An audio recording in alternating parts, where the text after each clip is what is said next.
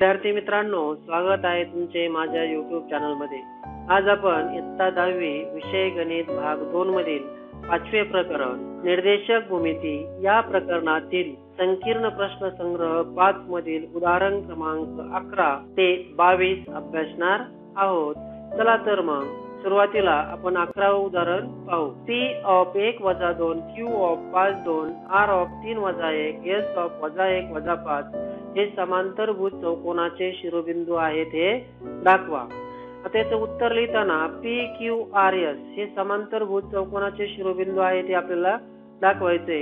म्हणून आपण काय करू, एक आकृती काढू की ज्यामध्ये P Q R S हा काय आहे, एक चौकोन आहे की ज्यामध्ये P चे निर्देशक 1 - 2 Q चे निर्देशक 5 2 R चे निर्देशक 3 - 1 आणि S चे निर्देशक -1 - 5 हे आहेत। आणि आपल्याला हा जो चौकोन आहे P Q R S हा आपल्याला काय दाखवायचा आहे, समांतरभुज दाखवायचा आहे। मग हा समांतरभुज चौकोन केव्हा होईल, जर त्याच्या समोरासमोरील बाजू कशा असतील, समांतर असतील तर। आता मग त्यासाठी काय करणार आहोत, आपण बाजू PQ चा चढ काढणार आहोत, बाजू QR चा चढ काढणार आहोत, नंतर बाजू RS चा आणि बाजू PS चा चढ काढणार आहोत।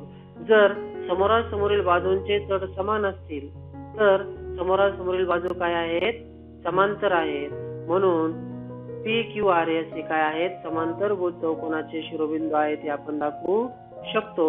चला तर मग उत्तर कसं लिहायचं ते आता आपण पाहूया। सुरुवातीला आपण बाजू PQ चा चढ काढू। म्हणून बाजू PQ चा चढ बरोबर y2 - y1 छेद 1 2 - x1 बरोबर 2 - -2 छेद 5 - 1 हे ऋण काय होतील, धन होतील। म्हणून 2 + 2 छेद 5 - 1 बरोबर 4 छेद 4 बरोबर 1।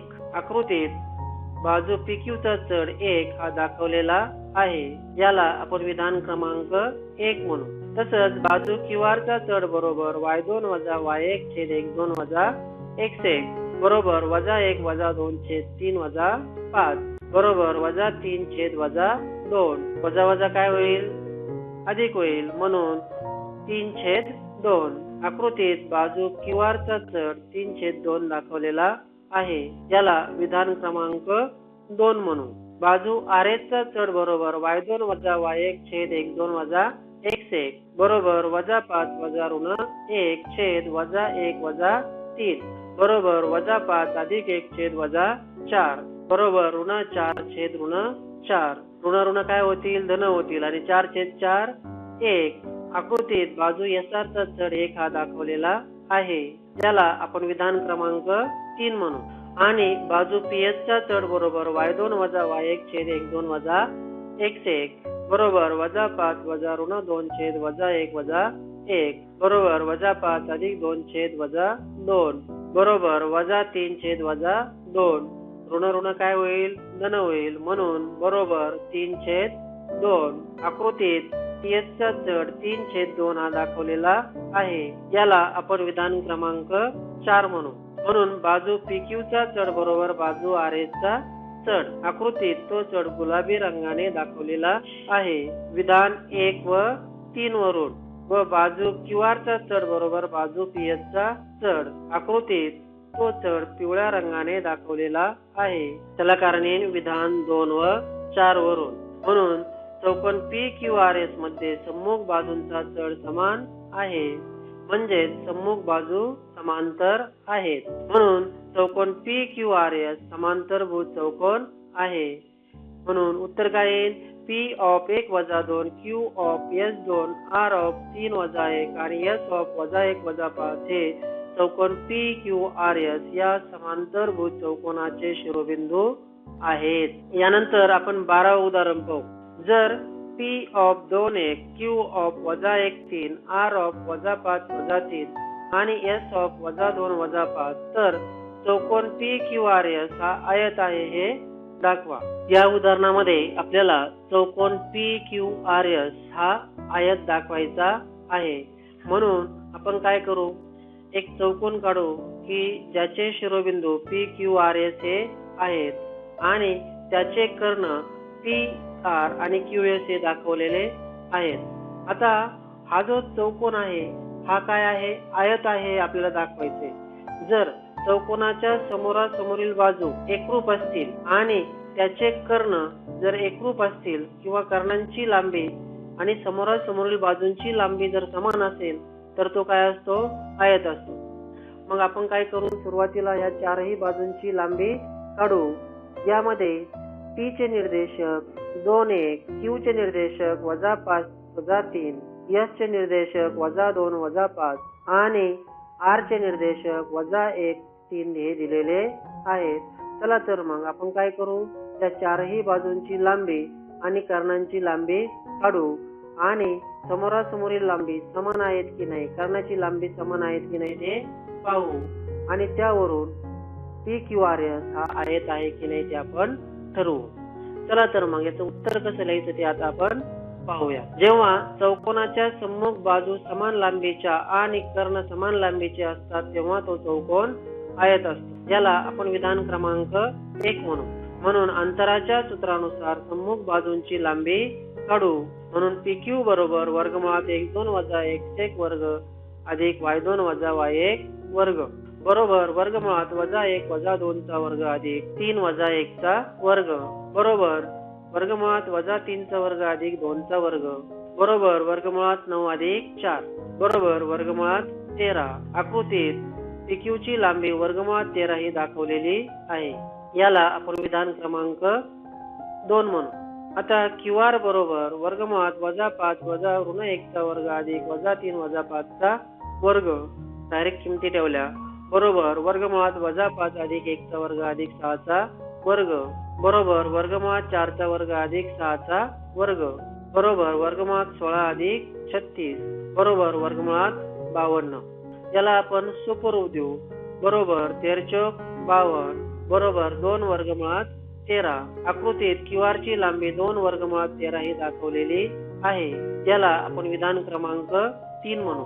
तसंच RS बरोबर वर्गमुळात -2 -5 चा वर्ग अधिक -5 -3 चा वर्ग बरोबर वर्गमुळात -2 अधिक 5 चा वर्ग अधिक -5 अधिक 3 चा वर्ग बरोबर वर्गमुळात 3 चा वर्ग अधिक -2 चा वर्ग बरोबर वर्गमुळात 9 अधिक 4 बरोबर वर्गमुळात 13.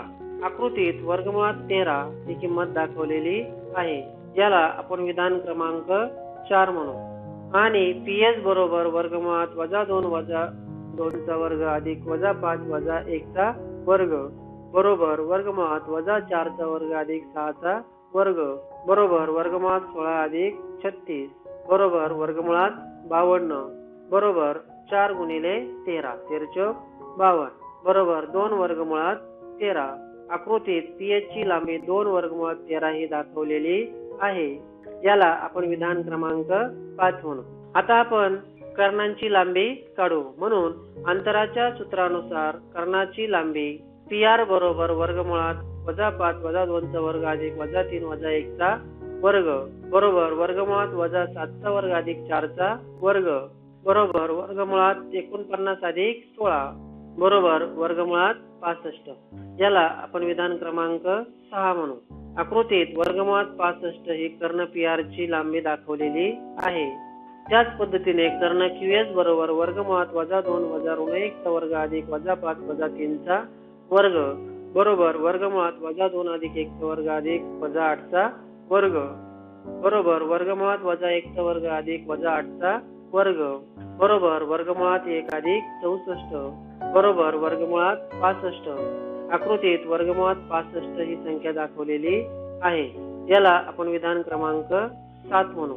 म्हणून PQ बरोबर RS व QR बरोबर PS.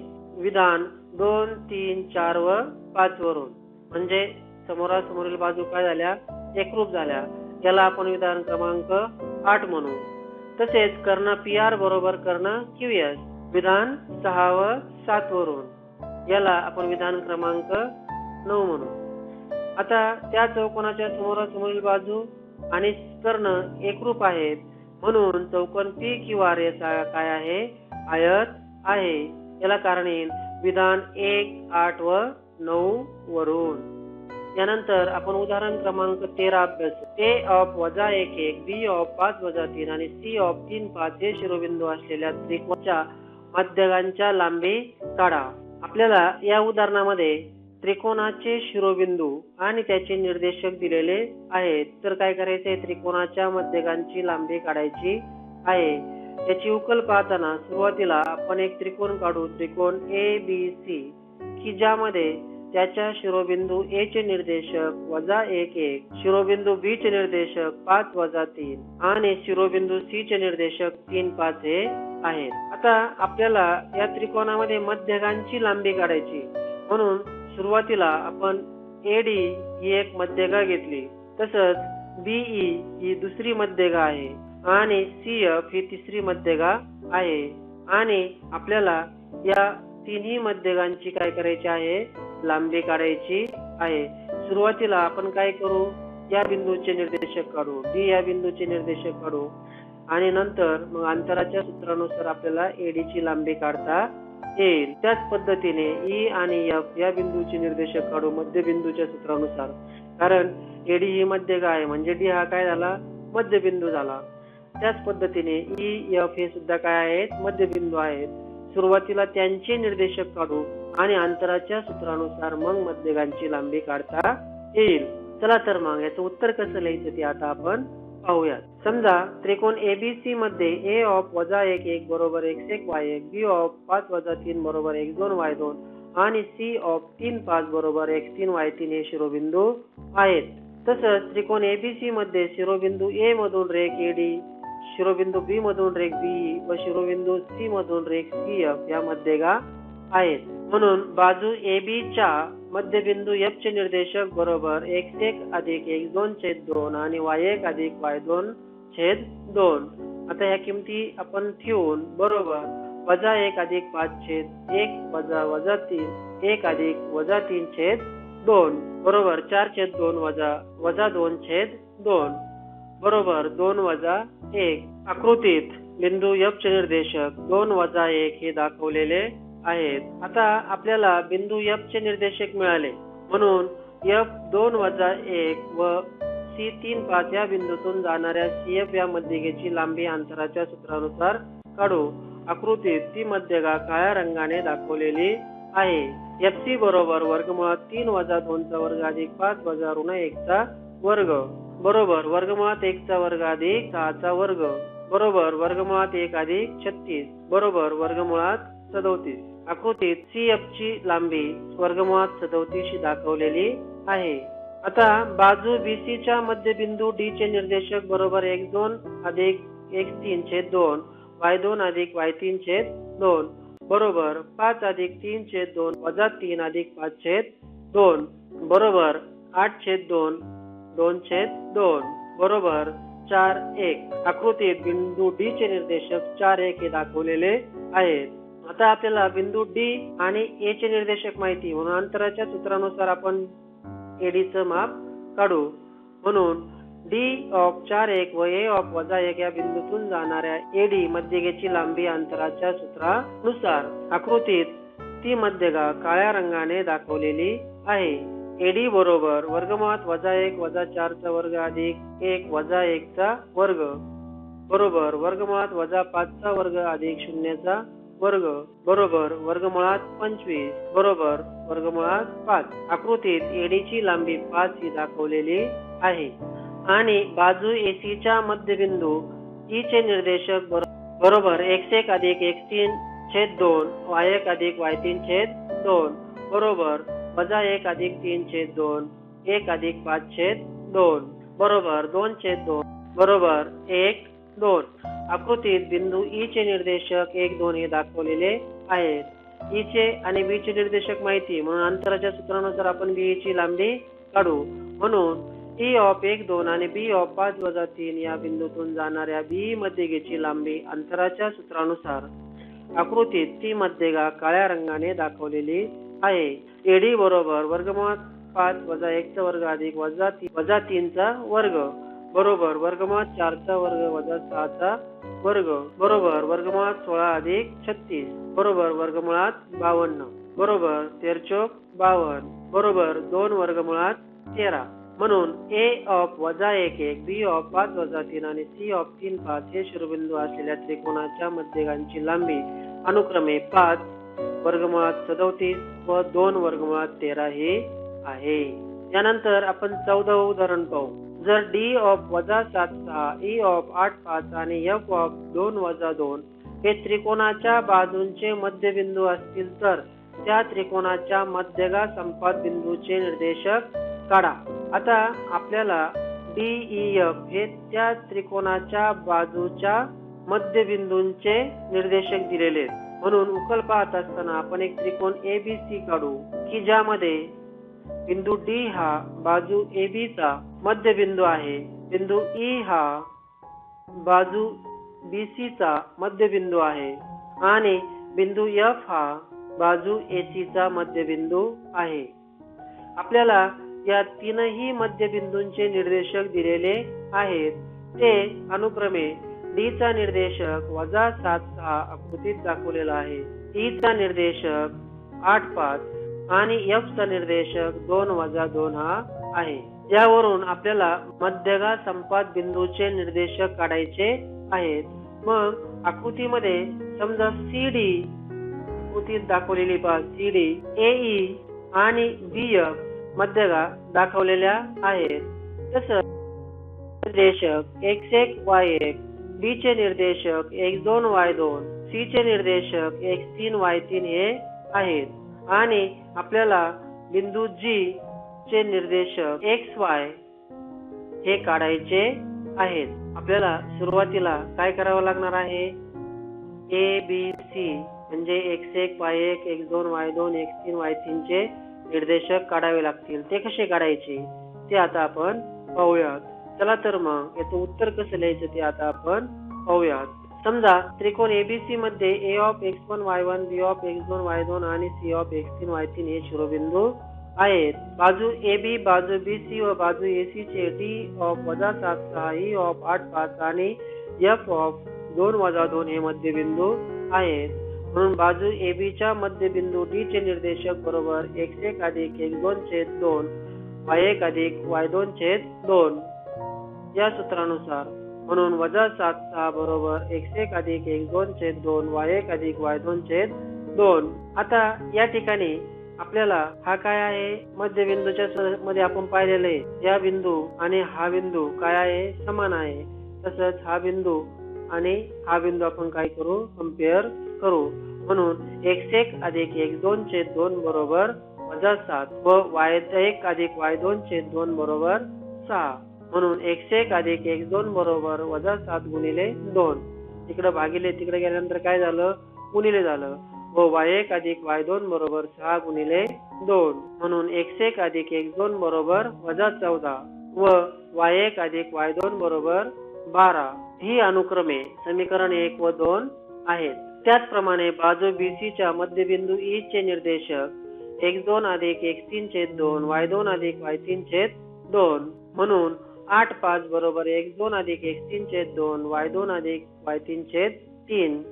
म्हणून x2 अधिक x3 छेद 2 बरोबर 8 व y2 अधिक y3 छेद 2 बरोबर 5. याला सोपं रूप देऊ. म्हणून x2 अधिक x3 बरोबर 8 गुणिले 2. म्हणून x2 अधिक x3 बरोबर 16 व y2 अधिक y3 बरोबर 5 गुणिले 2 व 2 अधिक y3 बरोबर 10. या दोन्ही समीकरणांना आपण अनुक्रमे समीकरण नंबर 3 व समीकरण नंबर 4 अशी नावे देऊ. आता बाजू AC च्या मध्यबिंदू F चे निर्देशक x1 अधिक x3 छेद 2 आणि y1 अधिक y2 छेद 2 आहेत. म्हणून 2 वजा 2 बरोबर x1 अधिक x3 छेद 2 y1 अधिक y3 छेद 2. म्हणून x1 अधिक x3 छेद 2 बरोबर 2 व y1 अधिक y3 छेद 2 बरोबर वजा 2. म्हणून x1 अधिक x3 बरोबर 2 गुणिले 2 व y1 अधिक y3 बरोबर वजा 2 गुणिले 2. याला सोपं रूप देऊन म्हणून x1 अधिक x3 बरोबर 4 याला समीकरण नंबर 5 म्हणू आणि y1 अधिक y3 बरोबर वजा 4 याला समीकरण नंबर 6 म्हणू. म्हणून विधान 1 3 व 5 यांची बेरीज करून x1 अधिक x2 अधिक x2 अधिक x3 अधिक x1 अधिक x3 बरोबर वजा 14 अधिक 16 अधिक 4 म्हणून 2x1 अधिक 2x2 अधिक 2x3 बरोबर 6. 2 ने भागून x1 अधिक x2 अधिक x3 छेद 3 दोन्ही बाजूस 2 ने भागून याला विधान क्रमांक 7 म्हणू. तसंच विधान 2, 4 व 6 यांची बेरीज करून y1 अधिक y2 अधिक y2 अधिक y3 अधिक y1 अधिक y3 बरोबर 12 अधिक 10 वजा 4. जी सारखी पदे आहेत ते समान रंगाने दाखवलेले आहेत पहा. म्हणून 2y1 अधिक 2y2 अधिक 2y3 बरोबर 18. परत 2 ने भागून y1 अधिक y2 अधिक y3 बरोबर 9. त्याला कारण येईल दोन्ही बाजूस 2 ने भागून याला विधान क्रमांक 8 म्हणू. समजा त्रिकोण ABC चा G(x, y) हा संपात बिंदू आहे. म्हणून संपात बिंदूचे निर्देशक काढण्याच्या सूत्रानुसार x बरोबर x1 अधिक x2 अधिक x3 छेद 3 बरोबर 3 छेद 3 बरोबर 1. विधान क्रमांक 7 वरून याला आपण विधान क्रमांक 9 म्हणू. आणि y बरोबर y1 अधिक y2 अधिक y3 छेद 3. 8 मध्ये ती किंमत किती आहे? 9 छेद 3 बरोबर 3. त्याला कारण विधान 8 वरून याला आपण विधान क्रमांक 10 म्हणू. आता आपल्या ठिकाणी x ची किंमत आणि y ची किंमत मिळाली. म्हणून त्रिकोणाच्या मध्यभागी संपात बिंदूचे निर्देशक 1, 3 हे आहे. त्याला कारण काय येईल? विधान 9 व 10 वरून. यानंतर आपण उदाहरण क्रमांक 15 अभ्यासू. काय आहे उदाहरण? a ऑफ 4 वजा 1, b ऑफ 6 शून्य, c ऑफ 7 वजा 2 आणि d ऑफ 5 वजा 3 हे चौरसाचे शिरोबिंदू आहेत हे दाखवा. आता याची उकल पाहताना हे चौरसाचे शिरोबिंदू दाखवायचे आहेत आपल्याला. म्हणून आपण काय करू? एक आकृती काढू की ज्यामध्ये चौकोन ABCD हा दाखवलेला आहे आणि त्याचे कर्ण AC व BD हे दाखवलेले आहेत. आणि A चे निर्देशक 4 वजा 1, B चे निर्देशक 6 शून्य, C चे निर्देशक 7 2 व D चे निर्देशक 5 वजा 3 हे दाखवलेले आहेत. आता आकृतीमध्ये चौकोन ABCD हा चौरस केव्हा असणार आहे? जर त्याच्या सर्व बाजूंची लांबी ही समान असेल आणि कर्णांची लांबी ही सुद्धा काय असेल? समान असेल, तेव्हा तो काय असेल? चौरस असेल. चला तर मग आपण काय करू? चारही बाजूंची लांबी आणि दोनही कर्णांची लांबी काढू. म्हणून जेव्हा चौकोनाच्या सर्व बाजू समान लांबीच्या आणि कर्ण समान लांबीचे असतात तेव्हा तो चौकोन चौरस असतो. म्हणून अंतराच्या सूत्रावरून सर्व बाजूंची लांबी काढू. म्हणून AB बरोबर वर्गमुळात x2 वजा x1 चा वर्ग अधिक y2 वजा y1 चा वर्ग बरोबर वर्गमुळात 6 वजा 4 चा वर्ग अधिक 0 वजा 1 चा वर्ग बरोबर वर्गमुळात 2 चा वर्ग अधिक 1 चा वर्ग बरोबर वर्गमुळात 4 अधिक 1 बरोबर वर्गमुळात 5. आकृतीत AB ची लांबी वर्गमुळात 5 ही दाखवलेली आहे. याला आपण विधान क्रमांक 1 म्हणू. तसंच BC बरोबर वर्गमुळात 7 वजा 6 चा वर्ग अधिक वजा 2 वजा 0 चा वर्ग बरोबर वर्गमुळात 1 चा वर्ग अधिक वजा 2 चा वर्ग बरोबर 1 अधिक 4 बरोबर वर्गमुळात 5. आकृतीत BC बरोबर वर्गमुळात 5 हे अंतर दाखवलेलं आहे. याला आपण विधान क्रमांक 2 म्हणू. आता CD बरोबर वर्गमुळात 5 वजा 7 चा वर्ग अधिक वजा 3 वजा 2 चा वर्ग बरोबर वर्गमुळात वजा 2 चा वर्ग अधिक वजा 1 चा वर्ग बरोबर वर्गमुळात 4 अधिक 1 बरोबर वर्गमुळात 5. याला आपण विधान क्रमांक 3 म्हणू. आकृतीत CD बरोबर वर्गमुळात 5 हे दाखवलेलं आहे आणि बाजू AD ची लांबी बरोबर वर्गमुळात 5 वजा 4 चा वर्ग अधिक वजा 3 वजा 1 चा वर्ग बरोबर वर्गमुळात वजा 1 चा वर्ग अधिक वजा 2 चा वर्ग बरोबर वर्गमुळात 1 अधिक 4 बरोबर वर्गमुळात 5. याला आपण विधान क्रमांक 4 म्हणू. AD ची लांबी वर्गमुळात 5 ही दाखवलेली आहे. म्हणून AB बरोबर BC बरोबर AC बरोबर AD. विधान 1, 2, 3 व 4 वरून. आता चौकोनाच्या चारही बाजू समान लांबीच्या आहेत. तसेच अंतराच्या सूत्रावरून कर्ण AC व कर्ण BD ची लांबी काढू. म्हणून AC बरोबर वर्गमुळात 4 वजा 7 चा वर्ग अधिक 0 वजा 1 चा वर्ग बरोबर वर्गमुळात 3 चा वर्ग अधिक वजा 1 चा वर्ग बरोबर वर्गमुळात 9 अधिक 1 बरोबर वर्गमुळात 10. आकृतीत ते अंतर दाखवलेलं आहे, याला विधान क्रमांक 6 म्हणू. तसंच बीडी बरोबर वर्गमुळात 5 वजा 6 चा वर्ग अधिक वजा 3 शून्याचा वर्ग बरोबर वर्गमुळात वजा 1 चा वर्ग अधिक वजा 3 चा वर्ग बरोबर वर्गमुळात 1 अधिक 9 बरोबर वर्गमुळात 10. आकृतीत ती किंमत दाखवलेली आहे, याला आपण विधान क्रमांक 7 म्हणू. आता 6 आणि 7 मध्ये पहा. या ठिकाणी 6 आणि 7 मध्ये कर्णाची लांबी कशी आहे? समान आहे. आणि सर्व बाजूंची लांबी पण कशी आहे? समान आहे. म्हणून AC बरोबर BD. त्याला कारण येईल विधान 6 व 7 वरून. म्हणून चौकोनाचे कर्ण AC व कर्ण BD यांची लांबी काय आहे? समान आहे. म्हणून चौकोन ABCD हा काय आहे? चौरस आहे. कारण विधान 7 व 8 वरून. यानंतर आपण उदाहरण क्रमांक 16 अभ्यासू. A ऑफ 7 1 B ऑफ 3 5 आणि C ऑफ 2 0 शिरोबिंदू असलेल्या त्रिकोणाच्या परिवर्तुळाच्या केंद्राचे निर्देशक आणि परिवर्तुळाची त्रिज्या काढा.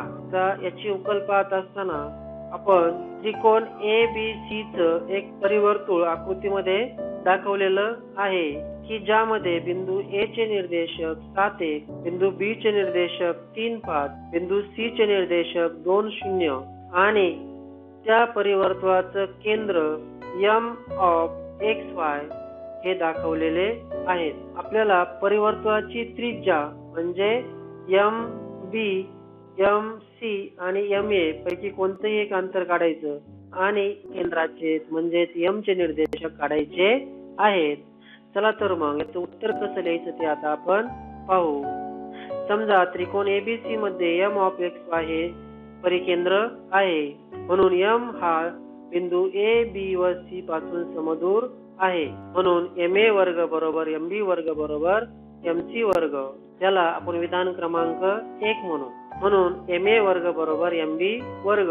आता आपण अंतराच्या सूत्रावरून MA ची आणि MB ची किंमत काढू. आकृतीत MA आणि MB या बाजू लाल रंगाने दाखवलेल्या आहेत. म्हणून x वजा 7 चा वर्ग अधिक y वजा 1 चा वर्ग बरोबर x वजा 3 चा वर्ग अधिक y वजा 5 चा वर्ग.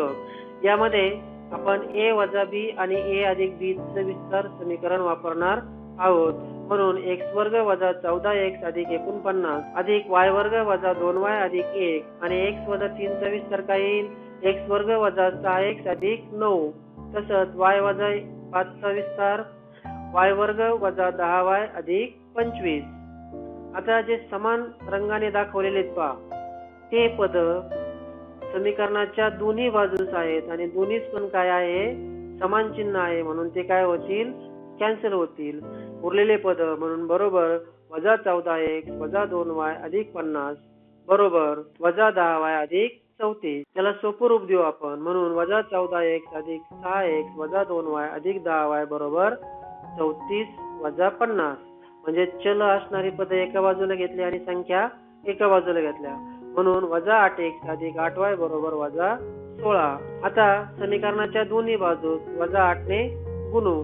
म्हणून x वजा y बरोबर 2. त्याला कारण येईल समीकरणाच्या दोन्ही बाजूस वजा 8 ने गुणून. याला आपण विधान क्रमांक 2 म्हणू. आता आपण MA वर्ग आणि MC वर्ग ही किंमत घेऊ. आकृतीत MA निळ्या रंगाने व MC हे निळ्या रंगाने दाखवलेलं आहे. आता अंतराच्या सूत्रानुसार x वजा 7 चा वर्ग अधिक y वजा 1 चा वर्ग बरोबर x वजा 2 चा वर्ग अधिक y वजा 0 चा वर्ग. या ठिकाणी परत आपण विस्तार समीकरणाचा उपयोग करून x वजा 7 चा वर्ग काय येईल? x वर्ग वजा 14x अधिक 49 आणि y वजा 1 चा वर्ग काय येईल? y वर्ग वजा 2y अधिक 1 बरोबर x वजा 2 चा वर्ग x वर्ग वजा 4x अधिक 4 आणि y वजा 0 चा वर्ग y वर्ग वजा 0y अधिक 0 म्हणजेच y वर्ग. म्हणून जी समान पद आहेत ती कॅन्सल करून वजा 14x वजा 2 बरोबर वजा 4x अधिक 4. म्हणून वजा 14x अधिक 4x वजा 2y बरोबर 4 वजा 50 बरोबर वजा 10x वजा 2y बरोबर वजा 46. म्हणून 5x अधिक y बरोबर 23. समीकरणाच्या दोन्ही बाजूस वजा 2 ने याला विधान क्रमांक 3 म्हणू.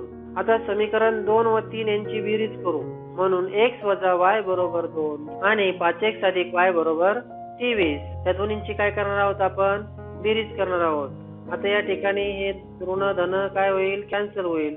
5 आणि 1 1 म्हणून 6x बरोबर 23 आणि 2 25. आता हे 6 इकडे काय होईल? पक्षांतर होईल. म्हणून x बरोबर 25/6 ही मिळाली आपल्याला x ची किंमत. म्हणून x बरोबर 25/6 ही किंमत समीकरण 2 मध्ये ठेवू. काय आहे समीकरण 2? x वजा y बरोबर 2. म्हणून 25/6 वजा y बरोबर 2.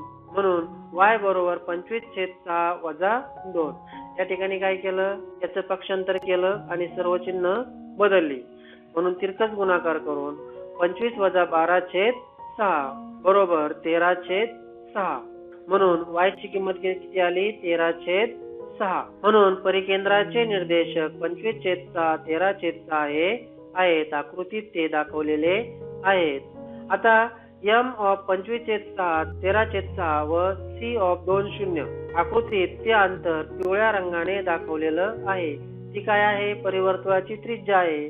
मग अंतराच्या सूत्रानुसार त्या दोन बिंदूमधील अंतर cm बरोबर वर्गमुळात 2 वजा 25/6 अधिक 0 वजा 13/6 चा वर्ग बरोबर वर्गमुळात 12 वजा 25/6 अधिक 13 वजा 13/6 चा वर्ग. इथं काय केलं? फक्त आपण तिरकस गुणाकार केला.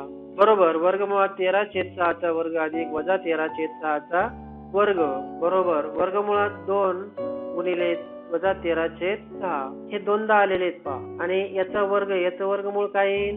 13/6 येईल. याचं वर्गमूळ काय येईल? वर्गमुळात 2. म्हणून 13/6 गुणिले वर्गमुळात 2 म्हणून 13 वर्गमुळात 2/6. म्हणून परिवर्तुळाची त्रिज्या 13 वर्गमुळात 2/6 आहे. म्हणून आपल्याला उत्तर काय मिळालं?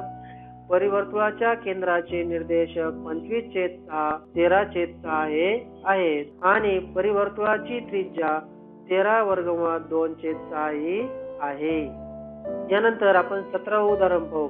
जर a ऑफ 4 वजा 3 आणि b ऑफ 8 5 तर रेख AB चे 3:1 या गुणोत्तरात विभाजन करणाऱ्या बिंदूचे निर्देशक काढा. या प्रकारचे उदाहरण आपण अगोदर पाहिलेले आहे. फक्त थोडासा काय आहे? बदल आहे. म्हणून दिलेल्या उदाहरणात a 4 वजा 3 बरोबर x1 y1 आणि b ऑफ 8 5 बरोबर x2 y2 मानू. तसंच mcn बरोबर 3:1. समजा p हा बिंदू रेख AB चे 3:1 या गुणोत्तरात विभाजन करतो व b बिंदूचे निर्देशक x y हे आहेत. म्हणून रेषाखंडाच्या विभाजनाच्या सूत्रानुसार x बरोबर mx2 अधिक nx1 छेद m अधिक n. म्हणून x बरोबर 3 गुणिले 8 अधिक 4 गुणिले 1 छेद 3 अधिक 1 दिलेल्या किमती ठेवल्या आपण. म्हणून x बरोबर 24 अधिक 4 छेद 4 म्हणून 28/4. म्हणून x बरोबर 7 आणि y बरोबर my2 अधिक ny1 छेद m अधिक n यामध्ये किमती ठेवून. म्हणून y बरोबर 3 गुणिले 5 अधिक 1 गुणिले वजा 3 छेद 3 अधिक 1 म्हणून y बरोबर 15 वजा 3 छेद 4 म्हणून बरोबर 12/4. 4 त्रिक 12 म्हणून y बरोबर 3. म्हणून p या बिंदूचे निर्देशक 7 3 हे आहेत. त्यानंतर आपण 18वे उदाहरण पाहू. a ऑफ वजा 4 वजा 2 b ऑफ वजा 3 वजा 7 c ऑफ 3 वजा 2 आणि d ऑफ 2 3 हे बिंदू क्रमाने जोडले तर तयार होणाऱ्या ABCD या चौकोनाचा प्रकार लिहा. आता याची उकल पाहत असताना आपण काय करू? सर्व बाजूंचा चढ काढून घेऊ. AB BC CD आणि AD चा चढ काढून घेऊ आणि त्यावरून ठरवू की तो कोणत्या प्रकारचा चौकोन आहे. म्हणून सुरुवातीला बाजू AB चा चढ बरोबर y2 वजा y1 छेद x2 वजा x1. आता AB म्हणजे या ठिकाणी काय होईल? तो x1 y1 x2 y2 या किमती ठेवून बरोबर वजा 7 वजा 2 छेद वजा 3 वजा 4. हे ऋण ऋण काय होतील? धन होतील. बरोबर वजा 7 अधिक 2 छेद वजा 3 अधिक 4. बेरीज व वजाबाकी करून बरोबर वजा 5/1 बरोबर वजा 5. याला आपण विधान क्रमांक 1 म्हणू. आता बाजू BC चा चढ बरोबर y2 वजा y1 छेद x2 वजा x1 आपल्याला माहित असलेल्या किमती ठेवून बरोबर -2 -7 छेद 3 -3 बरोबर -2 अधिक 7 छेद 3 अधिक 3 बरोबर 5 छेद 6. याला आपण विधान क्रमांक 2 म्हणू. तसंच बाजू सीडीचा चढ बरोबर y2 y1 छेद x2 x1 बरोबर 3 -2 छेद 2 3 बरोबर 3 अधिक 2 छेद 1 बरोबर 5 छेद 1 बरोबर -5. याला आपण विधान क्रमांक 3 म्हणू. आणि बाजू एडीचा चढ बरोबर y2 y1 छेद x2 x1 बरोबर 3 -2 छेद 2 4. आपण काय करतोय, दिलेल्या किमती ठेवतोय फक्त. बरोबर 3 अधिक 4 छेद 2 अधिक 4 3 अधिक 2 5 छेद 6 बरोबर 5 छेद 6. याला आपण विधान क्रमांक 4 म्हणू. म्हणून बाजू एबीचा चढ बरोबर बाजू सीडीचा चढ. त्याला कारण येईल विधान 1 व 3 वरून. विधान 1 व 3 मध्ये बाजू एबी आणि सीडीचा चढ आहे व बाजू बीसीचा चढ बरोबर बाजू एडीचा चढ. याला कारण येईल विधान 2 व 3 वरून. त्या ठिकाणी 1 व 3 वरून झालेलं इथं काय येईल, विधान 2 व विधान 4 वरून. कारण विधान 2 व 4 मध्ये VC व AD चे चढ काय आहेत, समान आहेत. म्हणून चौकोन ABCD मध्ये सम्मुख बाजूंचा चढ समान आहे. म्हणून चौकोन ABCD मध्ये सम्मुख बाजू समांतर आहेत. याला आपण विधान क्रमांक 5 म्हणू. तसंच अंतराच्या सूत्रानुसार कर्ण AC व कर्ण BD ची लांबी काढू. म्हणून कर्ण AC x2 छेद x1 वर्ग अधिक y2 y1 चा वर्ग x1 x2 y2 y1 च्या किमती ठेवून बरोबर वर्गमुळात 3 4 चा वर्ग अधिक 2 2 चा वर्ग बरोबर वर्गमुळात 3 अधिक 4 चा वर्ग अधिक 2 अधिक 2 चा वर्ग बरोबर वर्गमुळात 7 चा वर्ग अधिक 0 चा वर्ग बरोबर वर्गमुळात 7 चा वर्ग. म्हणून वर्गमुळात 7 चा वर्ग याचा जर वर्गमूळ घेतला आपण ते किती येईल, 7 येईल. याला आपण विधान क्रमांक 6 म्हणू. आता आपण कर्ण बीडी जो आहे त्या कर्ण बीडीची लांबी काढू. म्हणून बीडी बरोबर वर्गमुळात 2 -3 चा वर्ग अधिक 3 -7 चा वर्ग बरोबर वर्गमुळात 2 अधिक 3 चा वर्ग अधिक 3 अधिक 7 चा वर्ग बरोबर वर्गमुळात 5 चा वर्ग अधिक 10 चा वर्ग बरोबर वर्गमुळात 25 अधिक 100 बरोबर वर्गमुळात 125. आता 125 ची काय करू आपण, फोड करू. 25 चा 5 125 म्हणजे याला सोपं रूप जर दिलं आपण तर काय येईल, 5 वर्गमुळात 5. याला आपण विधान क्रमांक 7 म्हणू. म्हणून कर्ण AC व कर्ण BD यांची लांबी काय नाहीये, समान नाहीये. कारण विधान 6 व 7 वरून.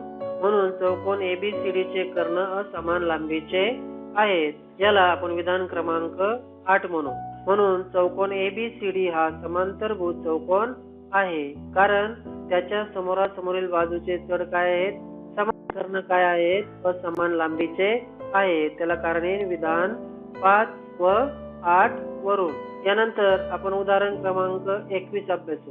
समांतरभुज चौकोनाचे 3 शिरोबिंदूचे निर्देशक A ऑफ 5 6 B ऑफ 1 2 आणि C ऑफ 3 2 असतील तर चौथ्या बिंदूच्या निर्देशकाच्या शक्य त्या सर्व जोड्या काढा. या उदाहरणाची उकल पाहताना आपल्याला सुरुवातीला आकृतीत चौकोन ABCD चे ABC हे 3 शिरोबिंदू दाखवलेले आहेत.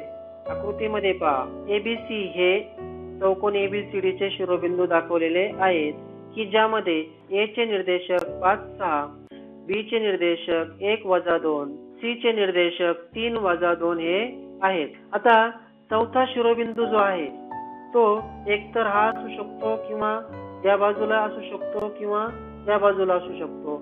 मग चौथा शिरोबिंदू D हा आकृतीत दाखवल्याप्रमाणे D1, D2 व D3 या 3 पर्यायांमध्ये असू शकतो.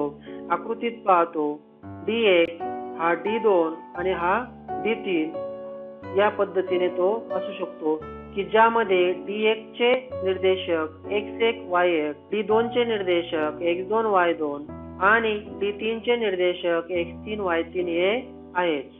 आता यामध्ये पहिला पर्याय आपण विचारात घेऊ पहा की तो आहे चौकोन AD1BC1. आकृतीत तो चौकोन पिवळ्या रंगाने दाखवलेला आहे, म्हणजे ही एक शक्यता असू शकते.